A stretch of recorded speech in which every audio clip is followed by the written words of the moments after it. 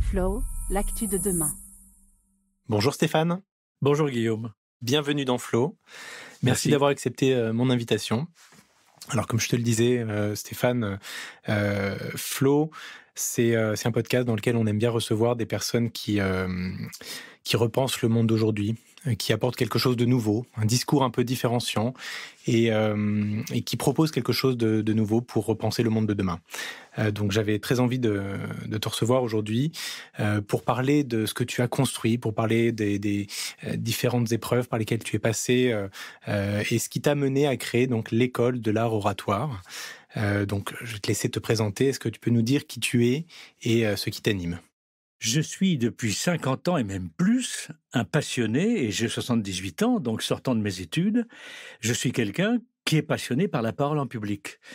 Par hasard, puisque je sortais d'une école de commerce, l'ESSEC, et que le directeur de cette école, qui était un ancien avocat, m'a demandé de remplacer un comédien du français qui faisait des cours sur la parole en public. Mais à l'époque, ça n'existait pas du tout en France, et donc ce directeur était un précurseur, et il m'a demandé, moi j'étais déjà comédien, il m'a demandé de donner des cours sur la parole en public à des orateurs. Ah ouais. Et j'ai très vite appris à peu faire la différence. Je connaissais un peu l'art dramatique, pas du tout l'art oratoire, mais en m'appuyant sur l'art dramatique, j'ai appris à faire la différence avec des élèves qui n'étaient pas de futurs comédiens, mais de futurs orateurs. Et peu à peu, par différence, mais en appui sur le théâtre, j'ai déduit comment fonctionnait l'art frère de l'art dramatique, qui est l'art oratoire. C'est un frère, mais c'est pas un jumeau. Et j'ai commencé comme ça, sans rien y connaître. Évidemment, mes partenaires de recherche ont été mes élèves. Depuis des années. Un pédagogue qui crée sa propre technique, eh bien, au bout d'un moment, par des milliers d'itérations successives, il arrive à une espèce d'épure qu'on peut appeler une méthode. Et j'avais un petit cabinet de formation au bout d'un certain temps, et je l'ai vendu à des actionnaires en 2008, capables de créer une école d'art oratoire. J'avais aucune compétence juridique ni marketing pour ça. Et donc, des amis m'ont fait l'honneur d'acheter mon cabinet et de le transformer en une école. Je voulais aussi que des gens, alors nos clients étaient beaucoup l'entreprise, mais je voulais aussi que des gens particuliers, sans beaucoup de moyens, puissent aussi venir prendre des cours à l'école. Cette école existe maintenant avec 12 professeurs et nous enseignons tous ensemble, nous enseignons l'approche qui s'est construite peu à peu, d'abord par moi tout seul, puis par ceux qui m'ont rejoint depuis déjà un certain temps, et ensemble, nous avons continué à construire une approche à la fois contractuelle et technique de ce qu'est l'art oratoire dans la vie publique. Passionnant. Donc, c'est le fruit d'une quête, d'une recherche personnelle et l'aboutissement d'une méthode complètement unique, à part, personnelle également. Oui. Et je peux ajouter que j'étais bègue quand j'étais gosse. D'accord. Et que, comme c'est arrivé à d'autres, plus connus que moi comme comédien, comme par hasard, quand on est bègue, on a envie de faire du théâtre, un peu comme une espèce de résilience par rapport à son bégaiement. On a envie justement de prendre la parole sur scène. C'est mystérieux, ce phénomène. C'est ça qui a été le déclencheur. Mais en tout cas, ma passion pour la parole, elle est là. D'accord. J'ai une relation très affective à ce qu'est la parole en public. Et si je peux ajouter, sortant du théâtre, je m'attendais, en commençant à être consultant après mon école dans l'entreprise, pour un ami, je m'attendais à voir dans l'entreprise des comités de direction où des gens tenaient des rôles de DRH, de responsable formation, de directeur marketing. Tout à fait. C'est-à-dire tenaient des rôles comme j'avais tenu des rôles au théâtre. C'est-à-dire incarner des fonctions qui dépassaient leur propre personne. Absolument. Et je me suis rendu compte que dans l'entreprise, les gens parlaient avachis, avec des mots parasites partout. Je voyais des personnes qui s'engueulaient, mais je voyais pas des fonctions qui travaillaient. D'accord. Et c'est ça aussi qui m'a excité pour me dire, mais bon sang de bonsoir, comment se fait-il qu'on n'incarne pas dans l'entreprise les rôles qui sont définis dans des postes, définitions de postes, alors qu'au théâtre, nous avons appris à incarner des rôles au point de faire disparaître le comédien.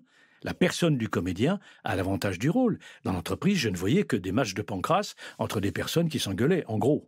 D'accord, mais parce que tu as tout de suite fait une différence entre l'acteur, la technique d'acteur et la technique de l'art oratoire. Mais oui. Donc deux techniques sœurs. C'est très différent. Et donc quelle est la nuance entre les deux ? C'est très différent. La nuance, elle est que les deux fonctions de l'un et l'autre art sont différentes. Le comédien, lui, grâce aux grands auteurs dramatiques, il est là pour proposer un miroir à la société, qui tous les soirs rentre au théâtre, se masse contre la rampe, et qui vient rire ou pleurer sur elle-même.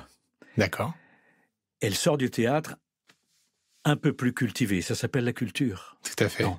Donc, le comédien propose un miroir à la société. L'orateur, lui, construit la société. Ça n'a rien à voir. C'est pas du tout la même responsabilité. Le positionnement n'est pas mais le même. Les deux sont utiles. L'art d'un côté, et l'art sauvera le monde, parce qu'il le rend beaucoup plus beau et beaucoup plus conscient de ce qui s'y passe. Bien. Et puis deuxièmement, l'art oratoire qui, lui, a son rôle de construire. Chaque fois qu'un manager prend la parole dans une entreprise, il construit l'entreprise. Il la reconstruit tous les jours, par l'incarnation. Mais dans le mot incarnation, il y a la carne, c'est-à-dire la chair. Or, en France notamment, on rentre en réunion avec le cerveau, certainement pas avec le corps. Combien de fois j'ai entendu des managers, depuis des années, quand je me référais au théâtre pour les aider à parler en public, me dire « mais je ne suis pas là pour faire l'acteur ». Et donc, un manager doit s'inspirer des deux, de la technique de l'acting et de la technique de l'art oratoire. La technique de l'art oratoire, ou principalement dont on lui expliquera qu'effectivement, elle a une parenté avec la technique de l'art dramatique, mais nous formons des orateurs, pas des comédiens. C'est ça, d'accord. Donc les deux techniques sont complètement différentes. Parce que tu parlais de personnage, donc il y a quand même une partie du personnage qu'il faut incarner. Dans les deux cas, il y a personnage. Et ensuite, il faut savoir s'exprimer. Alors d'ailleurs, quelles sont les nuances, il doit y en avoir, entre ce que tu appelles l'art oratoire et puis ce qu'on va appeler parler, s'exprimer, convaincre. Il y a beaucoup de parler, mots s'exprimer, similaires. Convaincre, tout le monde le fait dans la rue. Okay.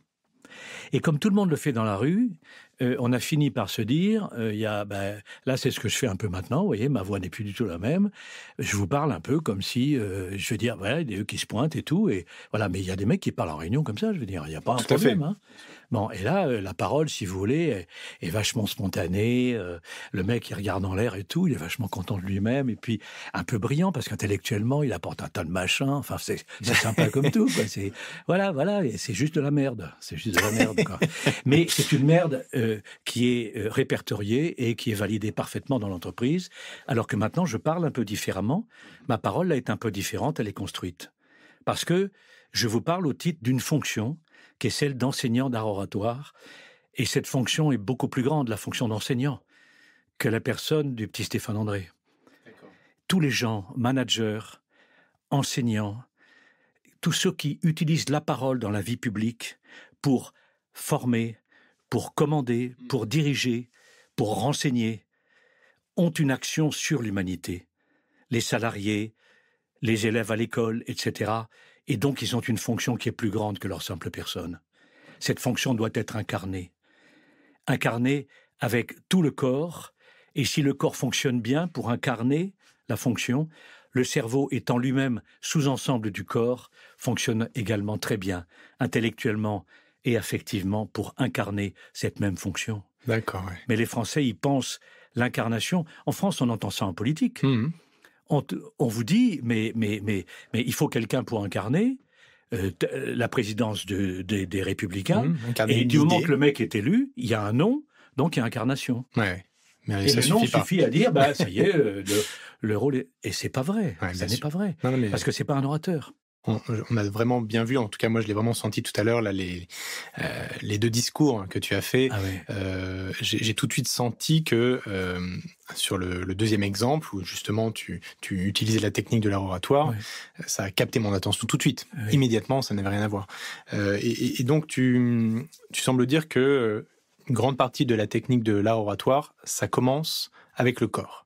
Ça se fait avec le corps, avant de se faire avec l'esprit ou... Oui. Ça commence avec le corps et ça finit avec le corps. Ok, oui. Essayons simplement de ne pas séparer le cerveau du corps. Le cerveau est un des organes du corps, donc ça commence et ça finit avec le corps. Et il y a un vieux dicton latin, mens sana in corpore sano. Bien sûr. Esprit sain dans un corps sain. Voilà, je dirais mens non sana in corpore non sano. Et un corps qui ne se place pas bien, conformément à ce que la nature a prévu pour notre parole publique, car elle a prévu un certain nombre de muscles, de circuits nerveux, d'organes dans notre corps, à utiliser pour parler correctement en public. C'est pour ça que mon dernier bouquin, Une éloquence naturelle. La nature nous a donné tous les instruments, ce que tout le monde oublie. Bon, et quand ces instruments sont utilisés, eh bien, le cerveau est impliqué dans l'action, et par conséquent, le cerveau également monte de la personne au personnage, et les mots, les rythmes et les intonations du discours sont celles de ma fonction d'enseignant en ce moment. C'est pas les mots de Stéphane André, c'est piqué dans la culture de Stéphane André. Mais en réalité, il y a une incarnation, autant que je puisse le faire, je ne suis pas parfait. D'accord, donc l'art oratoire, c'est avant tout incarné. Je pense que, j'essaie de résumer, bien évidemment, c'est bien plus que ça, mais j'essaie de saisir le mot. Incarné. Alors après, on peut s'appuyer sur les anciens, par exemple, qui parlent du pathos. C'est émouvoir. Émouvoir, bien sûr. Il y a donc les anciens qui, eux, avaient un corps en place. Aristote et les autres, parce qu'ils parlaient dans des amphithéâtres sans micro.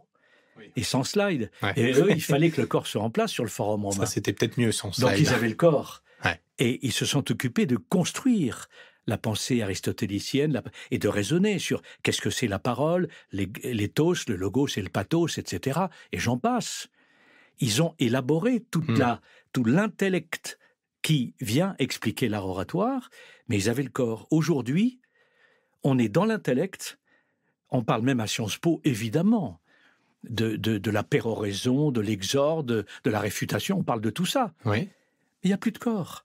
Ok. Ouais, donc on oublie le principal. Nous avons maintenant l'intellect, mais nous n'avons plus le corps que l'Antiquité avait. C'est pour ça que c'est si important aujourd'hui. Il y a plein de gens qui sont supérieurement intelligents, qui ont des grands projets d'entreprise, de projets politiques, et qui, au moment où ils sont à la tribune pour en parler, massacrent leurs projets parce qu'ils sont incapables de le réinventer face au public.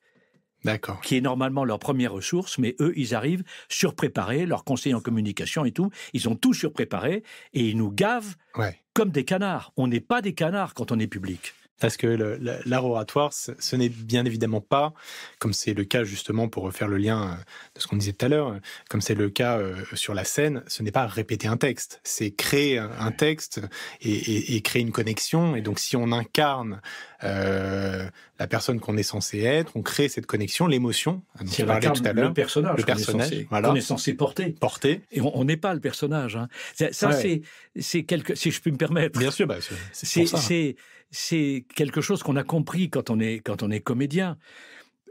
Le personnage entre dans le corps de l'acteur. L'acteur héberge le personnage.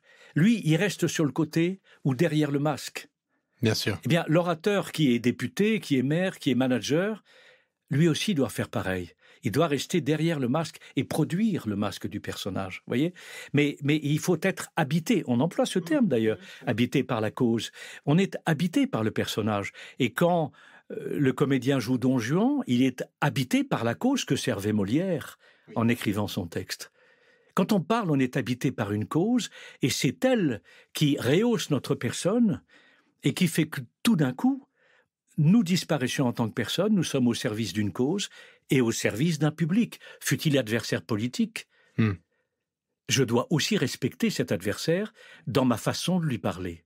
Tout à fait. Sinon, la démocratie est impossible. Ouais, on en parlait tout à l'heure avant de lancer l'épisode. Effectivement, c'est une des notions que j'aime beaucoup dans ce qu'il y a derrière l'art oratoire, c'est que le respect, c'est la base. C'est la base de l'interaction. Il faut se respecter soi-même pour incarner ce personnage qu'on est censé incarner, le porter, révéler le masque en fait qu'on porte et créer cette connexion et donc respecter l'autre pour qu'il permette... Et créer le public. Ouais. En fait, j'ai préfacé un livre de Virgile Deslandres qui s'appelle L'art oratoire, qui vient de sortir là. Je l'ai préfacé parce que il est plutôt de culture philosophique, mais il emploie cette expression « faire le public » ou une expression approchante. Et son livre commence par parler du public. Et il a raison. Il a raison. C'est-à-dire que c'est le public qui justifie. C'est votre présence à vous, Guillaume, qui justifie que je vous parle. Le moins que je vous doive, tout de même, c'est de vous regarder en vous parlant et de compter sur votre présence pour me guider dans les mots, les tons et les rythmes qu'en ce moment, je vous donne. Mais c'est vous qui m'inspirez tout ça. C'est le public qui fait l'orateur, vous savez. Alors, c'est pour ça que je suis contre la surpréparation des discours. Tout à fait. Où on arrive blindé. Pourquoi ? Parce qu'on a peur. Ouais. Et là, il n'y a plus cette magie qui peut opérer. Non. Public à horreur. Le public a besoin de se sentir co-auteur du discours fini. Donc, à ce moment-là, il peut être co-signataire. Intéressant. Et je peux être dirigeant d'entreprise devant des syndicalistes qui sont opposés à moi, mais si en leur parlant, j'ai des mots, des tons et des rythmes qui expliquent mon idée et toute mon idée sans heurter les idées qu'ils ont eux déjà dans la tête, que la mienne puisse trouver sa place dans leur cerveau à côté de la leur, alors je ne les heurte pas, je les respecte. Ouais. Et ce respect ouvre à, j'imagine, une nuance entre essayer de convaincre quelqu'un ou essayer de lui faire comprendre le message. Vous avez tout à fait raison. C'est exactement ça. Alors que convaincre pour beaucoup de gens, c'est vaincre des cons. Oui. Et quand on voit l'étymologie, je parlais de la langue latine tout à l'heure, cum vincere, vaincre avec. D'accord. Si je suis homme politique de gauche, que je débat contre quelqu'un de droite sur les retraites, la réforme des retraites, nous allons vaincre ensemble un problème que nous avons en France, qui nous est commun, qui est celui des retraites. Et comme ce débat se fait en public, eh bien, les gens, les citoyens qui regardent la télévision, qui écoutent la radio, eh bien, entendent deux orateurs qui débattent, et si ces deux orateurs sont excellents, alors ils vont voter en connaissance des causes. Tout à fait. Et je dirais que celui qui est contre moi m'aide à aller jusqu'au bout du développement de mon idée par ses objections. Il me pousse dans mes derniers tranchements, il m'aide à développer mon idée. C'est un sparring partner, mon partenaire, c'est mon adversaire politique. Mais en réalité, c'est un frère. Et il m'aide. On est loin de la vision. Et pourquoi cette vision elle n'existe pas ? Parce que la peur règne partout. J'ai peur de l'autre. On m'a donné en plus en France la peur de l'autre. Quand j'étais enfant, on m'a dit « Attention à ce que tu vas dire. T'as encore dit une connerie ?» Ou même dans le ton. Ouais. Je t'écoute. Le mot m'y prend la trouille tout de suite. Bon, mais ça, les éducateurs, la plupart du temps, sont des prédateurs. Ouais. Le trac n'est pas une donnée naturelle. Hein. D'accord. Un enfant de 5 ans... C'est inculqué ? Un enfant, oui, bien sûr.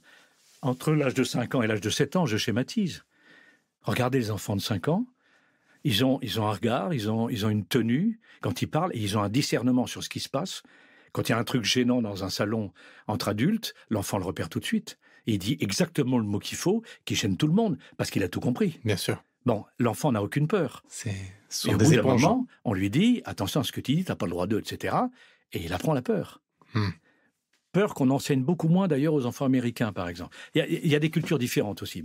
Mais là, cette peur fait que les gens arrivent surpréparés, bétonnés sur ce qu'ils vont dire. Je me souviens quand même de justement cette nuance, excuse-moi de te couper, mais c'est intéressant, je voulais rebondir, la nuance entre les enfants américains et les enfants européens, et donc cette peur qui est moins inculquée chez les enfants américains. Est-ce que c'est une des raisons qui fait qu'aujourd'hui, les orateurs américains ont quand même un peu plus de charisme mais il n'y a pas de hiérarchie, parce que la culture européenne, elle nous a apporté, nous, la pensée cartésienne. La pensée d'Aristote, puis la pensée cartésienne, chose que les Américains n'ont pas, ou beaucoup moins que nous. Vous voyez ? En revanche, sur le corps, on a été démolis. C'est l'inverse aux États-Unis. Quand on entend le discours de certains patrons américains, très franchement, intellectuellement, il n'y a pas grand-chose. Mais en revanche, ils sont, comme ils disent, showy. C'est-à-dire que quand ils sont sur scène, il n'y a pas la peur. Non. Un enfant américain prend la parole dans une école, sans même lever le doigt, il n'est pas censuré. En France, c'est pas possible. Voyez ? Donc, c'est intéressant de comparer les cultures. Toutes les cultures ont, à un titre ou à un autre, abîmé la nature. Ok. Bon, voilà. Nous, on a abîmé beaucoup le travail du corps dans l'oral. On a beaucoup appris aux enfants la peur de parler. C'est moins appris aux États-Unis, mais la culture des États-Unis a d'autres inconvénients. C'est le positive reinforcement, systématiquement. Tout ce que font les enfants, c'est toujours très bien, etc. Moyennant quoi, le sens critique disparaît un peu. Et donc, la pensée est peu élaborée en général. quelques bombes, pardonnez-moi, je fais du mauvais esprit, quelques bombes en napalm, mais on va résoudre le problème. Ouais. Et en 1966, De Gaulle, dans le discours de Phnom Penh, a dit aux Américains, vous ne résoudrez pas le problème par la guerre, il n'y aura pas de solution militaire, disait De Gaulle aux Américains, qui ont perdu au Vietnam. Ouais, tout à fait. Donc les bombes ne suffisent pas. Il faudrait vivement que la parole revienne. Quoi. Ouais. Non, mais et pour reprendre l'exemple du débat politique, c'est intéressant pour reprendre ce que tu disais, la confrontation première, on pense que c'est une confrontation, on pense que ça va être un match. Les deux hommes politiques sont là pour convaincre l'autre, ou en tout cas convaincre le public, mais certainement pas pour faire ami-ami. Et pourtant, si on reprend l'étymologie de convaincre, c'est donc vaincre ensemble, donc surmonter un nœud, un débat, ou deux idées qui sont opposées, et en sortir ensemble par le haut. Mais pour ça, il y a le respect et l'écoute. Ce qui n'existe pas dans tout débat politique d'aujourd'hui, on le sait bien. Donc, est-ce qu'une partie des clés de l'art oratoire, c'est aussi l'écoute ? Oui. Alors, c'est même le début. Parce que vous faites allusion là à un organe, sans le savoir, mais vous l'avez nommé, qui s'appelle l'œil. D'accord. Quand je vous parle, je vous regarde dans les yeux, non pas pour vous convaincre, pour revenir sur votre idée, mais parce que j'ai besoin de vous. C'est-à-dire que quand vous êtes en face de moi, les signes que vous faites, je ne me demande pas ce que vous avez dans la tête à ce moment-là, mais mon cerveau le sait. Dans mon cerveau, j'ai, depuis que je suis né, des milliards d'expressions de visage, d'expériences de visage que mon cerveau a emmagasinées, dont je ne pourrai jamais faire le tour consciemment. Mais votre visage, votre comportement en ce moment, y compris des informations plus fixes comme votre vêtement. Tout ça, c'est ce que Edgar Morin appelle la complexité. Toute votre complexité en ce moment, par le regard, qui est comme une espèce d'aspiration, l'intérêt décidé que je décide d'avoir vis-à-vis de vous en vous parlant, fait que votre complexité intègre la mienne et que mon cerveau, avec ses 10 à 100 milliards de neurones et tout son bagage d'expérience, me choisit à chaque seconde le mot, le ton et le rythme, qui peut faire passer mon idée dans le respect de votre état intérieur, sans vous choquer. Ouais. C'est ça, et donc l'écoute est première. Et je dis souvent, on parle beaucoup, dans beaucoup de cours sur la parole, la posture et la voix. Tant qu'on n'aborde pas le regard, la nature du regard, l'intention dans laquelle on regarde, on perd son temps. C'est d'abord l'autre, c'est le public qui est mon maître. Vous êtes, même si je parle en ce moment, c'est vous mon maître. Moi, je sais ce que je veux passer globalement, ma conception de l'art oratoire. Mais le chemin, ça c'est ce que j'appelle le port d'arrivée, mais le chemin pour passer cette conception, c'est vous, monsieur, pas seulement par vos questions, en m'écoutant aussi maintenant, par votre façon d'être en m'écoutant, qui dirigez mon cerveau. C'est un beau partage. L'orateur qui parle a le port d'arrivée et le public dirige le chemin pour permettre à l'orateur d'y arriver. C'est un partage humain. Superbe. Et comment humain. Alors on fait pour s'adapter, parce qu'on parle de ça, non pas à une personne, mais à un public de 300 personnes. J'imagine que la complexité... Oui, alors c'est une technique. Alors peut-être là, vous abordez vraiment l'aspect technique. Okay. Il y a dans l'art oratoire une partie contractuelle que j'ai tirée du théâtre. Okay. Le contrat de la rampe, celui qui parle à 100% des charges comme au théâtre. Si le public n'est pas content, c'est celui qui est de l'autre côté de la rampe, le comédien et l'auteur en même temps, ou le metteur en scène qui n'ont pas fonctionné correctement. Le contrat de la rampe, le respect du masque, on en a parlé. Je dois au public le masque d'un personnage, et non pas ma personne. Ma personne s'exprimera uniquement dans mon style, mais pas plus. D'accord, ok. Intéressant. Et l'obligation scénique. Contrat de la rampe, respect du masque, obligation scénique. Je dois théâtraliser mon expression. Théâtraliser, c'est rendre lisible, de loin, et impacter pour longtemps, avec un message propre et net et clair, qui s'appelle un personnage. Le personnage, c'est le message. Vous voyez, ça, c'est la partie contractuelle. Et puis là, vous venez d'aborder la partie technique. Et dans notre école, nous enseignons cette partie contractuelle et cette partie technique, dont le premier élément est le regard. Ok. Et le regard, si je décide de m'intéresser à l'autre, je le fais maintenant sans vous regarder, j'imagine des gens qui seraient là et qui seraient, pour répondre à votre question, 500. Ouais. À chaque fois, mon regard, condamné au singulier, ne croise qu'un seul regard. Ici, au premier rang, là, au fond de l'amphithéâtre. Et à chaque fois, par points aléatoires, comme un sondage, mon cerveau a la vision globale puisque je sonde aléatoirement. Et mon cerveau, à chaque seconde, me calcule mon discours. Ok. Non, mais je vois très bien. Et Donc le regard est condamné au singulier et la voix s'occupe du pluriel. Mais le regard va amener le dos, et le dos, dans la verticalité provoquée par le regard d'intérêt décidé sur le public, le dos prépare l'architecture pour que la colonne d'air passe et pour que la voix passe. Positionnement, donc... Et pour que la voix arrive. Je me tiens un peu voûté, je me redresse. Voilà. Ok, donc et pour reprendre les trois éléments du contrat, donc le contrat de la rampe. Le contrat de la rampe, 100% de la charge est sur l'acteur ou le metteur en scène ou l'orateur. Donc si quelqu'un décroche pendant un discours, une présentation, c'est que la personne qui fait cette présentation ne fait pas le job. Il n'est pas à la hauteur. Et oui. Donc c'est à lui très souvent chez le capter manager. L'intention. Très souvent chez le manager. Parlons un peu entreprise. Ouais. Chez le manager, quand quelqu'un décroche, et surtout si c'est vraiment quelqu'un qui est important dans le projet qu'expose le manager, si ce quelqu'un décroche et ça se voit, qu'est-ce que va faire le manager? Il va s'arrêter. Et même très gentiment, il va dire, est-ce que vous avez un problème? On peut... Oui. Ou alors j'aimerais bien qu'on m'écoute. Oui, voilà. Selon le style, peu importe. Oui. Dans les deux cas, c'est la même erreur. Ouais. C'est ça. Il descend dans l'arène. Or, le manager, c'est César, il ne descend pas dans l'arène. Quand il voit ce monsieur qui décroche, il faut qu'il prenne la charge. Si ce monsieur décroche, c'est que tout d'un coup, je l'ai perdu, donc il faut que j'améliore mon expression. Peut-être c'est ma voix qu'il faut que je donne un peu plus, un peu mieux. Et si je crée l'événement musical qui fait, mais en restant en regard global, aléatoire, sans viser spécialement ce monsieur qui discute avec son voisin, tout d'un coup, il y a un événement musical qui s'installe, l'oreille musicale du public, donc de ce monsieur aussi, entend le changement, et inconsciemment, il se retourne vers moi. J'ai créé le contexte pour le ramener. Mais je ne suis pas descendu dans l'arène, je me suis amélioré dans mon expression pour mériter son écoute. Le travail d'un orateur, c'est de mériter l'écoute de son public. Et quand j'entends, ça je donne toujours cet exemple, des professeurs dire aux réunions de parents d'élèves, la classe est chahuteuse, elle devrait faire l'effort d'écouter. Non. Non.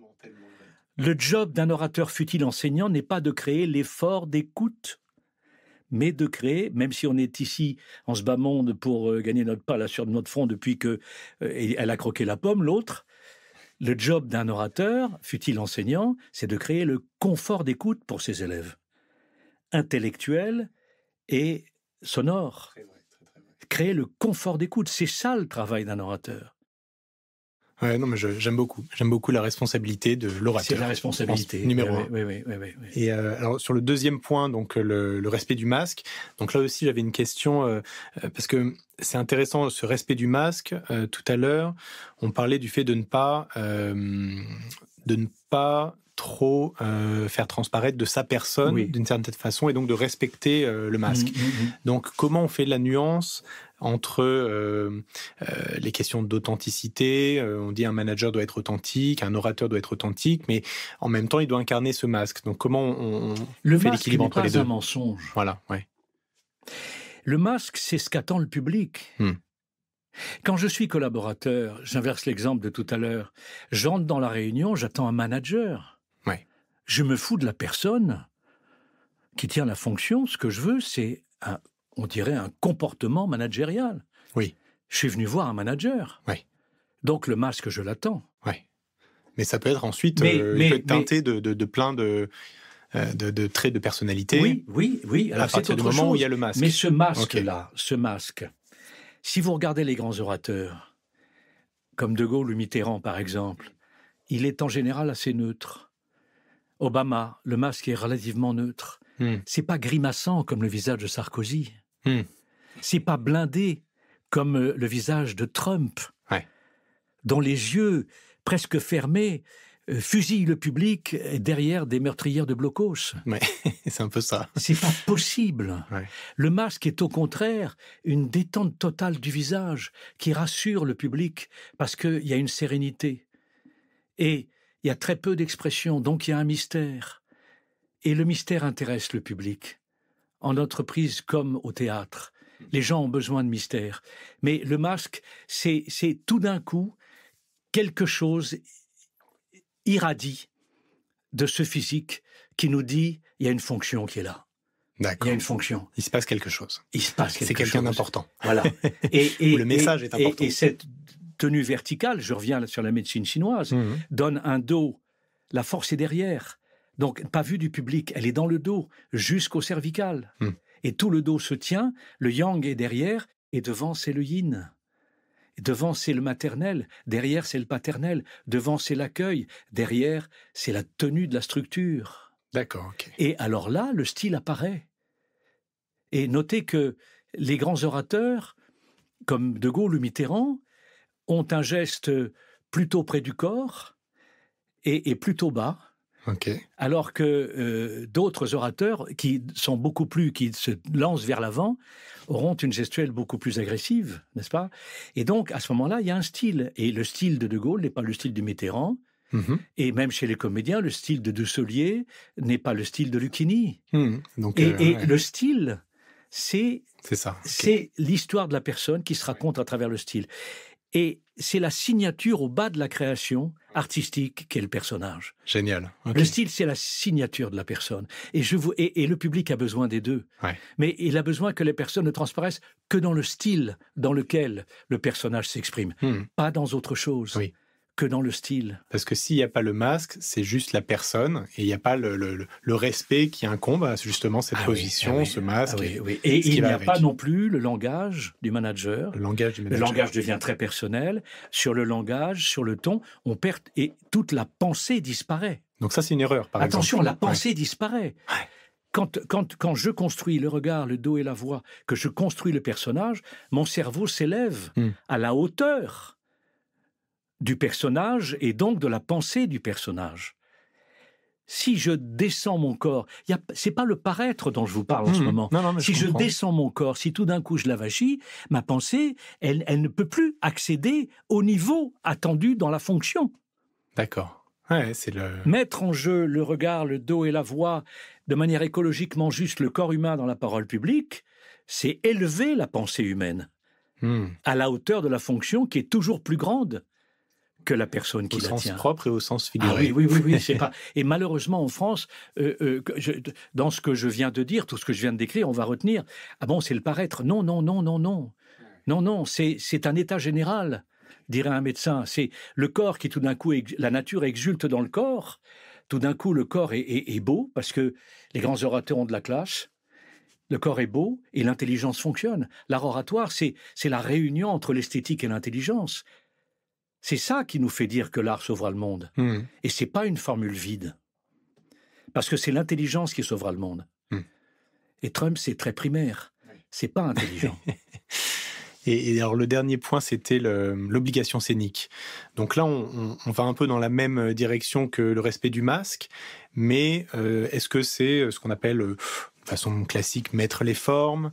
Alors, c'est la mise en scène vraiment du monde du travail, si on reste dans l'exemple de l'entreprise ou... Oui, c'est théâtraliser. Théâtraliser. La raison est très simple. La nature nous a permis, les humains, pas aux autres animaux, elle nous a permis de créer des structures, donc des formes sociales. Chez les animaux, il y a des structures sociales, mais qui n'évoluent que par mutation génétique. Chez les dauphins, chez les singes, etc. La nature nous a donné cette possibilité de créer finalement des rôles, au-delà du rôle du père, de la mère, des frères, des cousins, etc. Nous créons ces rôles, mais créant ces rôles, nous sommes exactement dans la posture des auteurs dramatiques qui, au théâtre, créent des personnages. Harpagon, Frosine, Cléante, Valère, tout ça, des personnages de Lavare, de Molière. Et puis dans l'entreprise, il y a le PDG, le directeur marketing, il y a le directeur général, etc. Il y a le manager, il y a l'agent de maîtrise. c'est des rôles écrits. Oui. La différence, c'est qu'on a un oratoire, mais ce n'est qu'une petite différence. On crée son propre texte en situation. Oui. Alors qu'au théâtre, le texte est créé, quelquefois, des siècles avant. C'est la seule différence. Mais dans les deux cas, il y a bien la nécessité de construire un personnage, donc de théâtraliser. On aimerait bien, cependant, que nos textes soient un peu plus écrits par Molière au quotidien. Ah oui, mais ça marche pas comme ça. Mais vous avez ô combien raison. Mais vous mettez le doigt sur quelque chose que je trouve formidable. Trop d'orateurs se prennent pour des auteurs. Oui. Ils se prennent pour Molière ou pour Sophocle. Oui. Ça suffit. Oui.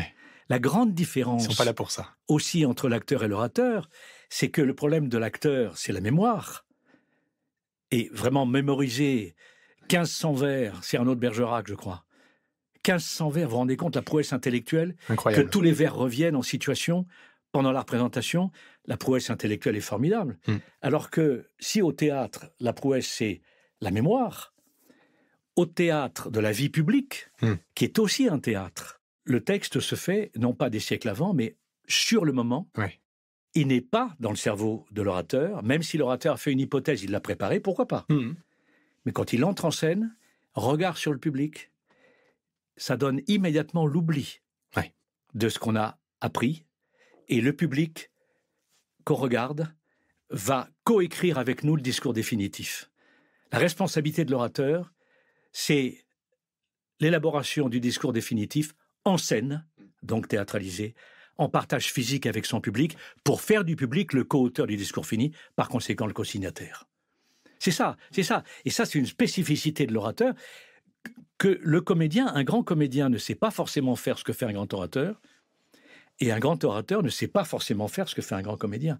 De Gaulle apprenait par cœur, mais parce qu'il avait un tel corps en place, que quand il regardait la foule, il mettait très loin derrière lui son texte appris par cœur. Et le texte revenait toujours amélioré. Il le faisait vivre. Ah oui, et toujours amélioré dans les mots. Je me souviens d'un discours de Gaulle en 1942 à l'Albert Hall. Il parle aux résistants sur le territoire français et aux Français qui sont à Londres, à l'Albert Hall, et il a la version écrite. Et j'ai trouvé la version écrite. Le ciment de l'unité française, c'est le sang des Français qui n'ont pas tenu compte de l'armistice. Quand il parle, il dit le ciment de l'unité française, c'est le sang des Français qui n'ont pas accepté l'armistice. Je continue l'écrit. De ceux qui, depuis Rotonde, meurent tout de même pour la France. Version parlée, qui, malgré Rotonde, continue de mourir pour la France. Ouais. Il est avec son public, et le public le fait grandir encore. Ouais. On ne peut rien sans le public. La première ressource d'un orateur, c'est pas sa préparation, c'est son public. La seule chose qu'on demande à un orateur, c'est qu'il connaisse son sujet. Il n'a pas forcément eu le temps de le préparer. Ça ne l'excuse pas s'il se plante dans son discours. Parce qu'il connaît le sujet, il peut improviser avec son public, même la structure et le fil de son discours. Il doit même improviser. Il doit même réinventer. Ouais. Moi, je suis pas contre le discours appris, mais il faut le réinventer complètement quand on arrive en scène, ou alors l'improviser complètement si on n'a pas le temps de préparer. Le prérequis, c'est la connaissance du sujet. C'est pas la préparation. Et donc cette technique de l'art oratoire donc est née, comme on en parlait tout à l'heure, du théâtre. De par ton expérience. Oui. Le théâtre m'a beaucoup appris. Tu as été acteur pendant des années. Je peux dire que l'école de l'art oratoire n'existerait pas si je n'étais pas passé par le théâtre. Le théâtre, pour moi, et Louis Jouvet, a été pour moi la base de départ de mon travail. Ok. Base de départ. Et ensuite, ça s'est construit selon une demande, donc on en parlait aussi tout à l'heure. Et c'est là que tu as commencé à creuser cette question et à imaginer une technique nouvelle, donc différente de la technique d'acteur. Absolument. Ça s'est fait comme ça. Et donc aujourd'hui, l'école de l'art oratoire ça va s'adresser à qui? Alors, on l'a compris, le monde de l'entreprise est un terrain fertile, avec les personnages, la mise en scène, les messages qu'il faut passer, les visions qu'il faut construire.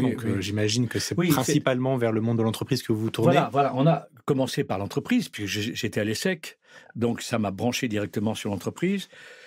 Et ensuite, l'entreprise m'a posé, puis nous a posé plein de questions.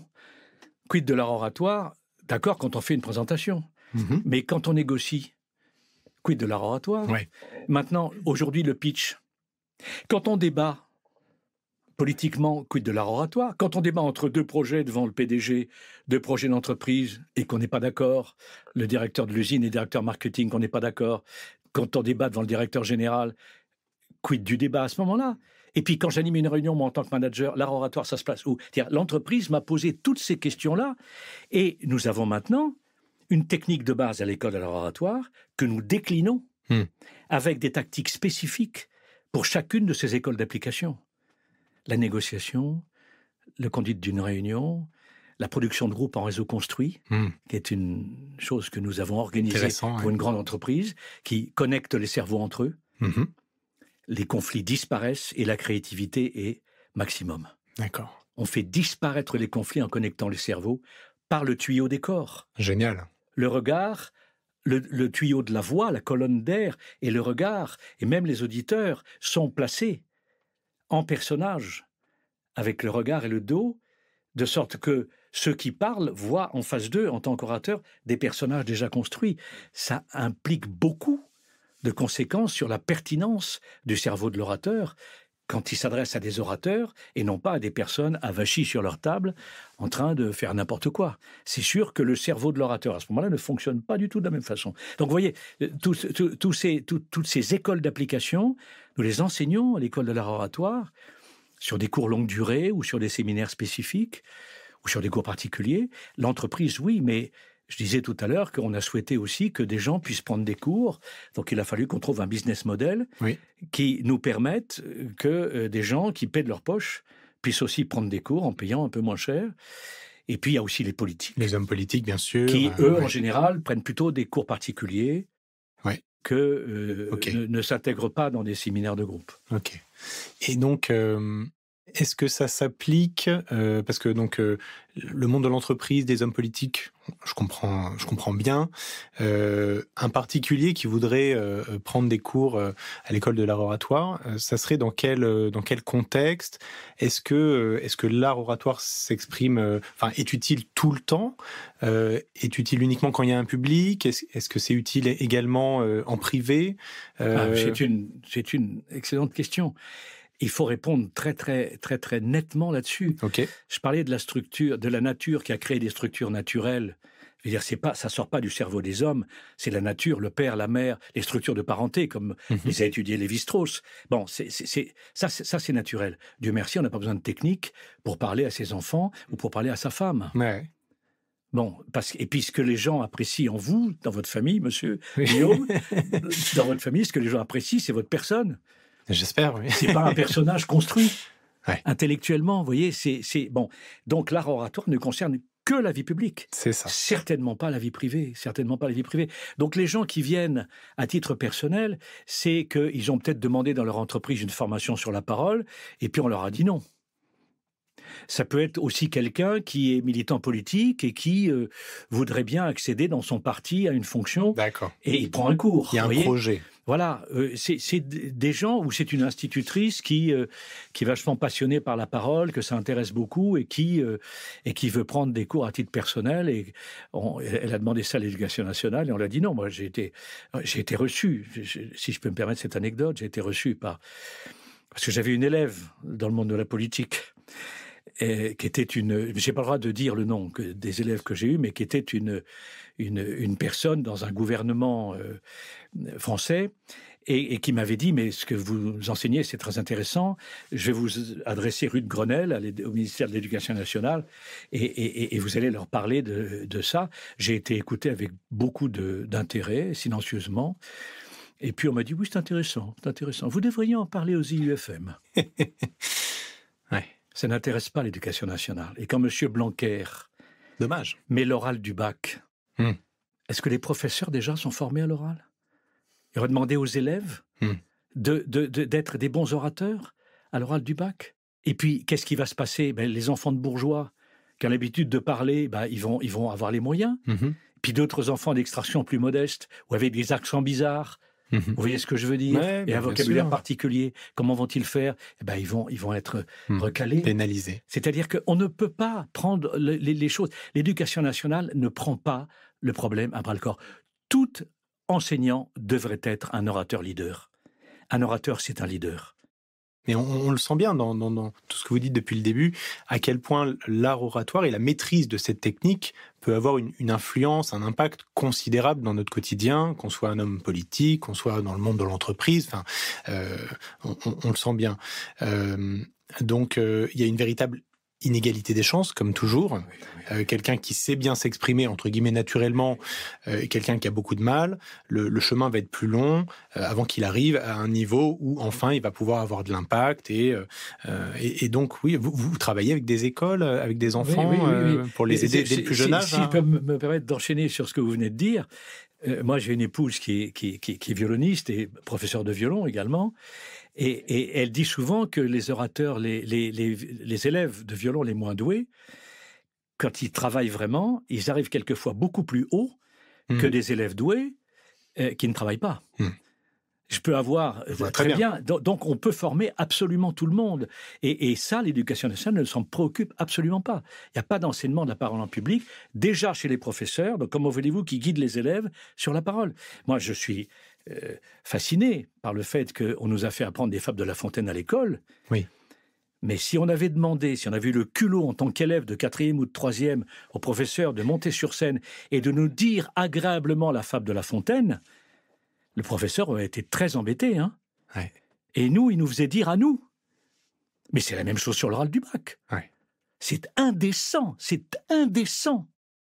Moi, je suis révolté contre ça. Je suis autant révolté aussi. Je vous ai parlé du regard mort de Poutine tout à l'heure, oui. de l'expression d'un Trump, d'un Poutine, d'un Mélenchon qui n'adule que lui-même, que son propre don. Ouais. Oui, parce on dirait à Mélenchon en tant qu'acteur au théâtre, tu n'es pas là pour te servir de théâtre, tu es là pour servir le théâtre. Mélenchon se sert de sa fonction. Il adule son propre don. Oui. Peut-être qu'il m'écoute en ce moment, je suis prêt à en discuter avec lui. Mais Mélenchon, à mon avis, n'a jamais travaillé la technique. Donc là, on parle d'une certaine charisme, pour travailler la technique. Charisme naturel, don naturel, c'est ça, mais pas de technique. Eh oui, don naturel, mais pas de technique. Ouais. Et ça, mais je suis sûr qu'un type comme Montebourg, par exemple, il parle très bien, Montebourg. Il a du style, il a d'élégance, il parle très bien, mais je suis sûr que quand il était en fac, on lui disait, toi, tu parles bien, vas-y. Ouais, d'accord. Et qu'on l'a trompé. C'est-à-dire qu'on lui a si bien dit qu'il parlait bien qu'il se dit pourquoi j'apprendrais. C'est-à-dire que ces gens-là ne sont pas des orgueilleux. Monsieur Mélenchon, comme monsieur... On a dit aussi certainement à Mélenchon, tu parles bien. Il est piégé là-dedans. Des soi-disant naturels. Il est soi-disant naturel et il est piégé. Et du coup, la technique, c'est monter à la hauteur du personnage. C'est pas exprimer sa personne, exprimer ses dons. Ou son intelligence, même quand M. Macron fait le grand débat, avec son petit micro et son petit papier à la main, il démontre l'intelligence de sa personne, mais je ne vois pas un président de la République. D'accord. Je ne vois absolument pas un président. Il n'y a pas le respect du masque, là. Voilà, il n'y a pas de respect du masque. Ok. Mais il ne le sait pas. Ça n'est pas orgueil. Je n'ai pas de jugement moral là-dessus, ni sur Mélenchon, ni sur Montebourg. C'est la culture française qui est en cause dans cette histoire, qui a massacré l'oral chez nous, quoi. Parce que l'oral, c'est le langage numéro 1, surtout aujourd'hui où tout est public quasiment. Et ce langage, quand il se détériore, ça détériore les rapports humains. Quelque part. C'est ça qu'on est en train de se dire. Il y a une phrase de Bachelard que je ne peux pas m'empêcher de citer parce que vous avez quasiment dit ça. Toute dégradation, ou partielle ou totale, du langage précède de peu une dégradation totale ou partielle de la civilisation. Gaston Bachelard. Ouais. Ça veut dire que les orateurs ont les clés. On n'est pas sur la bonne pente alors. Quand les orateurs dévissent, ça annonce une civilisation qui va dévisser. Quand les orateurs se tiennent, ça annonce une civilisation qui va croître et embellir. Donc là, ça se dégrade. Oui, ça se dégrade en ce moment, beaucoup. Et les débats à l'Assemblée nationale, c'est quelque chose de terrible. Est-ce qu'il y a une tendance qui fait que ça se dégrade? Est-ce que, par exemple, est-ce que vous ressentez que peut-être le discours traditionnel ou la façon de s'exprimer de façon traditionnelle, entre guillemets, a fait son temps? Ou en tout cas, ce que je dis, c'est peut-être que les personnes d'aujourd'hui se disent ça, Et des Trump, des Poutine se disent qu'en réalité, il faut avoir une approche plus agressive pour avoir plus d'impact, plus de relais sur les réseaux sociaux, et que c'est une des raisons qui fait qu'aujourd'hui la parole se dégrade. Voilà, ils se disent ça, et ils ont tort. Voilà. Et nous enseignons à l'école de l'art oratoire, c'est pas que je fais de la pub, mais vous m'amenez à développer mon point de vue. Nous enseignons comment s'exprimer en visio. En restant des orateurs. Les lois de l'art oratoire ne vont pas changer parce que tout d'un coup, il y a des vecteurs technologiques sophistiqués. Les lois de l'art oratoire ne changeront pas. Elles ne changent pas. N'est-ce pas ? Et cette idée de l'agressivité, quand je mets le corps, c'est-à-dire si je monte l'énergie dans le haut du corps et que je la passe devant, au point de grimacer, de hurler, d'écraser mon larynx, donc d'avoir ce qu'on appelle un appui laryngé. Je vais parler comme ça, je vais parler. La voix de M. Trump, c'est une voix complètement en appui laryngé, elle est complètement dans la gorge. Ouais. Et la voix d'Hitler, elle, évidemment, elle est beaucoup plus loin dans le hurlement guttural. Mais vous voyez, dès qu'on a une voix en appui laryngé, voilà, c'est la personne dont on sent l'angoisse, la peur, et qui du coup devient agressive. Ouais. Et voilà, le problème, c'est qu'aujourd'hui, on peut s'adresser au monde entier en étant allongé dans son lit. Oui, c'est vrai. Parce qu'on passe, on passe sur Internet, etc. Et donc, les gens ne voient plus la rampe, n'ont plus conscience du personnage, les gens ne voient plus la foule, et par conséquent, tout le contrat se perd. Tout le contrat se perd. Alors, c'est marrant, j'allais poser la question, est-ce que la vie est un théâtre ? Mais là, maintenant, j'ai envie de poser la question, est-ce que la vie n'est plus un théâtre, alors ? La vie publique. Alors, la vie publique. Hein, la vie publique n'est plus un théâtre, et c'est ça le problème. Shakespeare a dit quelque chose de ce genre-là. La vie publique est un théâtre. Je peux parler à mes enfants, par je ne sais plus comment ça s'appelle, Skype ou je ne sais pas quoi. Oui. Je peux parler à mes enfants, oui. Mais quand je parle au titre de ma fonction de président de la République, que je suis entendu dans le monde entier, eh bien, je dois rester un orateur. Alors, évidemment, on va adapter le style en fonction de la situation, mais même sans parler des intermédiaires technologiques, je ne parlerai pas de la même façon quand j'enseigne dans un amphithéâtre de 500 personnes ou quand je suis interviewé par une journaliste à la télévision. Mais la technique, le regard, le dos et la voix restera la même. Et le style va changer avec les situations. Donc, il changera peut-être si je parle au monde entier à travers Internet. Je ne parlerai peut-être pas de la même façon que si je parle dans un amphi d'étudiants. Tout à fait. Mais la technique restera la même, c'est-à-dire que le personnage sera toujours incarné. Et la pensée, donc, s'élèvera toujours. Moi, je rêve d'un orateur. Puisque le monde est un village. Oui. Eh bien, je rêve d'un orateur qui, utilisant les vecteurs modernes, parle au village. Et que tout d'un coup, comme ça se passe maintenant, certains peuples se révoltent contre certains dictateurs ou certains secteurs terroristes. Je ne veux pas rentrer trop vite dans la politique. Je suis sûr que si un orateur savait parler au village monde, c'est pas les dictateurs qui d'eux-mêmes seraient convaincus, c'est leur peuple qui les mettrait dehors. Oui. Donc on peut parler à travers Internet. Il faut faire attention.